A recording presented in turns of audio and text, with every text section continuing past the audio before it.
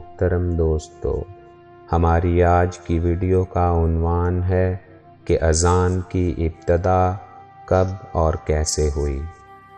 Video کے اصل موضوع کی طرف جانے سے پہلے آپ یہ چینل سبسکرائب کرتے ہوئے بیل کے بٹن کو بھی دبا دیں تاکہ آپ کو ہماری ہر آنے والی نئی ویڈیو کی نوٹیفیکیشن مل سکے۔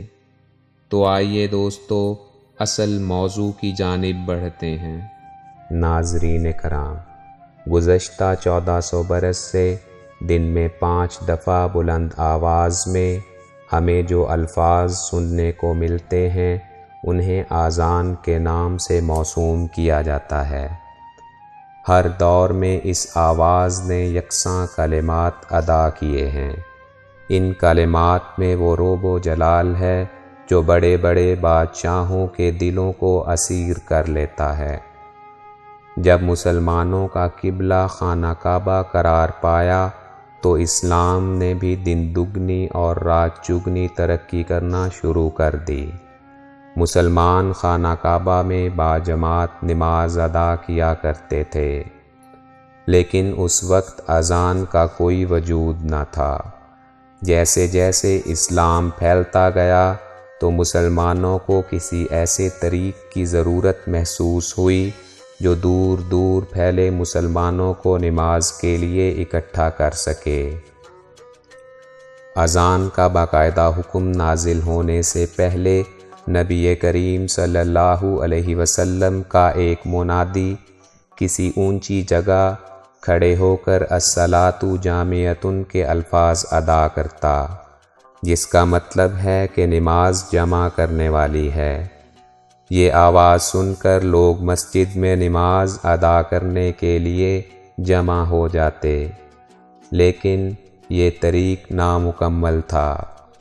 لوگوں سے صلاح مشورہ کیا گیا تو کسی نے بگل بجانے کا مشورہ دیا تو کسی نے ناقوس بجانے کی صلاح دی، اور بعض لوگوں نے کہا کہ کسی بلند ٹیلے پر آگ جلا دینی چاہیے، لیکن کسی بات پر اتفاق نہ ہو سکا۔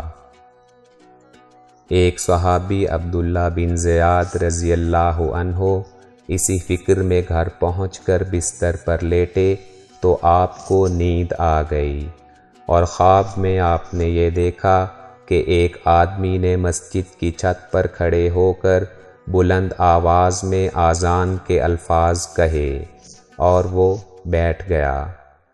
کچھ دیر بعد اس نے انہی الفاظ میں کھڑے ہو کر نماز کی اقامت کہی۔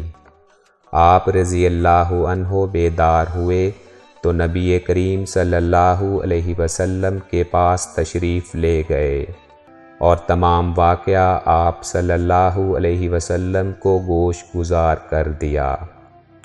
آپ صلی اللہ علیہ وسلم نے ان سے فرمایا کہ تم بلال رضی اللہ عنہ کے پاس جا کر انہیں یہ الفاظ یاد کرا دو اور انہیں تلقین کرو کہ نماز سے پہلے یہ الفاظ دہرایا کریں۔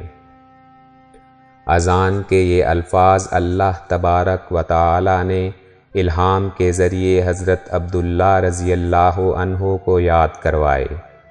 اس طرح حضرت بلال رضی اللہ عنہ کو اسلام کے پہلے مؤذن ہونے کا شرف حاصل ہوا۔ حضرت بلال رضی اللہ عنہ کی زبان مبارکہ سے یہ الفاظ سن کر حضرت عمر رضی اللہ تعالی عنہ بھی نبی کریم صلی اللہ علیہ وسلم کی خدمت میں حاضر ہوئے اور فرمایا کہ یا رسول اللہ صلی اللہ علیہ وسلم، میں نے بھی خواب میں ایک آدمی کو یہی الفاظ دہراتے ہوئے سنا ہے۔ اس طرح اذان کا باقاعدہ آغاز ہوا اور تا قیامت جاری رہے گا۔ حضرت بلال رضی اللہ عنہ کو مؤذن کے مرتبے نے سید کر دیا اور آپ سیدنا بلال کہلائے۔ نبی کریم صلی اللہ علیہ وسلم کی حیات مبارکہ میں ہمیشہ ہی حضرت بلال رضی اللہ عنہ مؤذن رہے۔ دوستو، اذان نہ صرف لوگوں کو نماز کی طرف بلانے کے لیے دی جاتی ہے بلکہ نومولود بچے کے دائیں کان میں بھی اذان کے ہی الفاظ دہرائے جاتے ہیں تاکہ وہ روحانی طور پر پاک ہو جائے اور اس کے دل میں اللہ تعالیٰ اور اس کے رسول صلی اللہ علیہ وسلم کی محبت قائم ہو جائے۔ ناظرین محترم، یہ تھی اذان کی ابتدا۔ میں امید کرتا ہوں کہ آپ دوستوں کو یہ ویڈیو پسند آئی ہوگی۔ اسے صدقہ جاریہ سمجھ کر اپنے دوستوں کے ساتھ شیئر کر دیں۔ نئی ویڈیو تک کے لیے خدا حافظ۔ اللہ آپ کا حافظ و ناصر ہو۔